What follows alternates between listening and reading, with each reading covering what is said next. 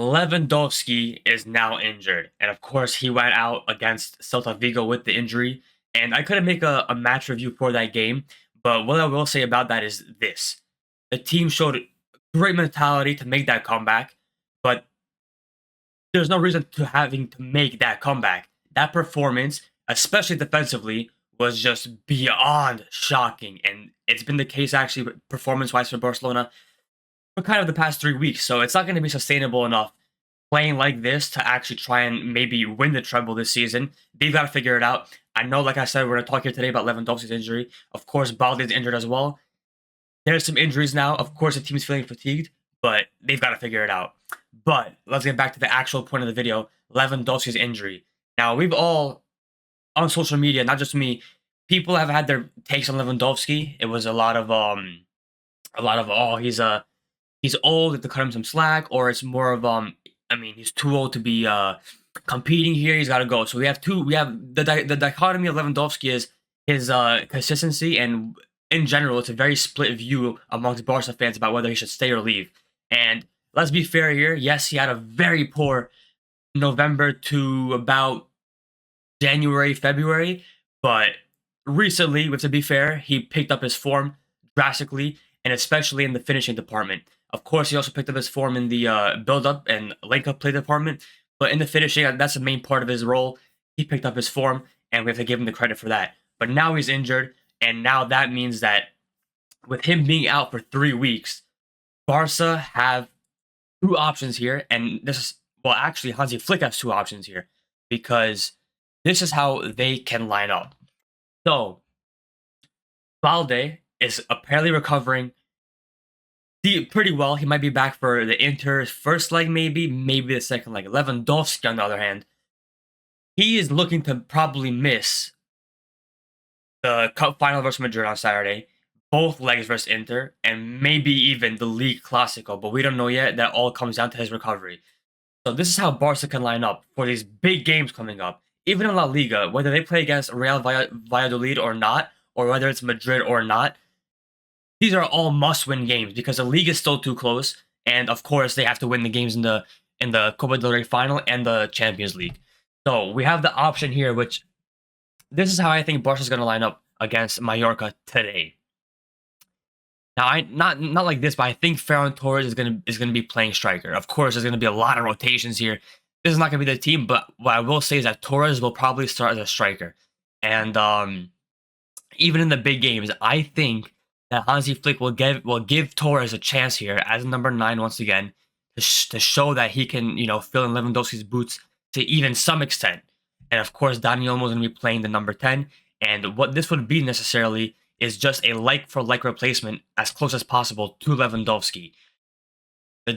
The difference here, though, is can Torres do what Lewandowski's been doing?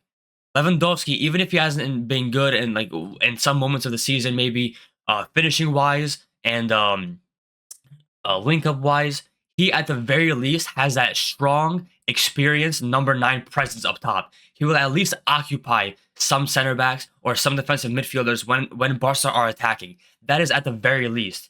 Now, Ferran Torres this season off the bench and sometimes when starting has shown that he has a very good movement off the ball. He at some points can also occupy center backs. He is a bit better of a dribbler than Lewandowski is. Of course, he's a bit quicker as well, in my opinion, and he also has his strengths compared to Lewandowski. Now, Ferran Torres recently has shown that he is upset without being starting as much or maybe being taken off early, and that was even in the Celta Vigo game. He was pretty upset being subbed off. So now this is his time to show whether he can step up, and especially in the big games or not. This is probably going to be the most important stretch of Ferran Torres' Barca career that we've ever seen, because this is now a must-win game every single game until the end of May, which is when the season ends, and Barca simply need to win these games because they're competing for a treble here.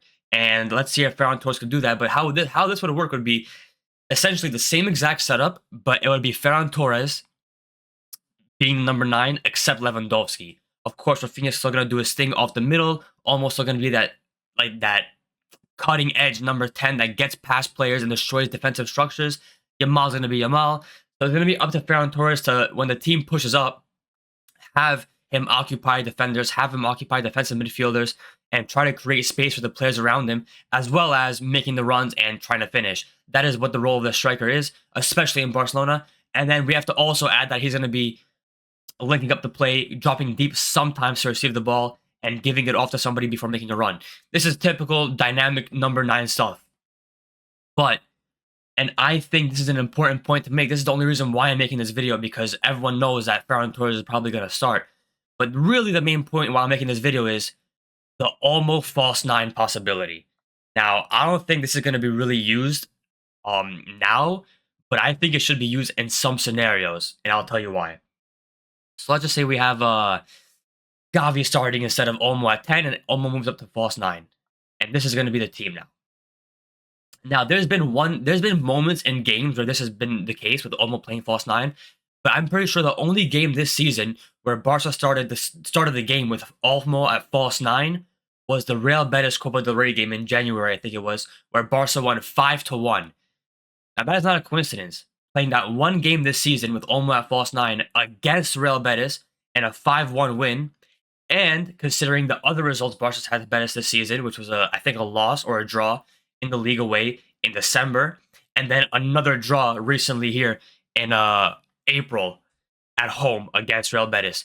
So the only time Barca's played against Betis this season that they've won was with Olmo false 9, and that was the only game that Barca's played with Olmo false 9 from the start. Now, this is where it becomes interesting, because I don't think Hansi Flick is going to do this, especially in the games against Inter, for example, or against Real Madrid in the weekend. And that's because of course he likes to have the number 9. His system is the number 9 with Lewandowski up top, Hansi Flick. So he doesn't want to change the system up too much to compensate for his loss, and he wants to really have more of a like-for-like replacement. But with the Olmo false 9 role, it will allow Barca to be a bit stronger in the midfield, because obviously he'd be playing a bit deeper and not as a number 9, and then that will allow Gavi to be more as a third midfielder, or kind of like a number 8, and then that will also allow Rafinha to make more runs diagonally inside. Now, of course, Rafinha's been doing very well with the runs in general, whether they've been inside, outside this season, but that will give more space for Rafinha to get into here. And that will give more space for Yamal to operate in general, especially going into the box from wide. Now, I think in general, the X factor for these big games for the end of the season is Olmo. Whether he starts as a 10, whether he starts as a false 9, he is the X factor. Because when you're going to play against someone like Inter, for example, who are supposedly very strong defensively, when they defend, especially in tight moments of the games, they're very compact. They have a very deep mid block. They don't necessarily have a low block. They play that sometimes, but they have a very deep mid block at the top of the area over here. And that is exactly the scenario where you need Olmo. Olmo's a player that in this situation like this against Inter, for example, receives the ball and just gets past players. Of course, he will be able to create space because of that ability that he has to get past the players, to receive the ball in a way where people don't know where he's going to go. And that's why it's going to be very important. Now, whether he does that as a false 9 or a 10, it doesn't really matter. The only thing that really matters here is how the person up top, whether it's going to be Rafinha making the runs diagonally and Yamal, or whether it's going to be Ferran Torres up here, how do they function with Olmo behind them? Because that's going to be very important to see now. Who does Hansi Flick start? Now, of course, like I said before, it's probably going to be Ferran Torres, but I think the Olmo option is very important to consider, and I would actually have this be the case here. Maybe for at least some of the league games, maybe even the Madrid league game, or just some games in general at the end of this season now, because I think we also have to make sure that Ferran Torres isn't going to be injured, because if he's injured now, who's going to play there? Pau Victor? Or then Barca will be forced to use Olmo as a false 9. So, of course, these are the options Hansi Flick has. It's going to be very important now because the team is fatigued. I mean, Koundé's been playing every game. He looks fatigued. There's no Balde for the time being. If Pedri doesn't play a game, the team collapses. If Yamal doesn't play a game, the team collapses. These are the obvious main players of this team. They know what they're doing. When they have the ball, things happen. And Barca's got to be careful. They've got to rest up the players correctly. Hansi Flick has to make the right rotations in games. and even for starting lineups for the La Liga games.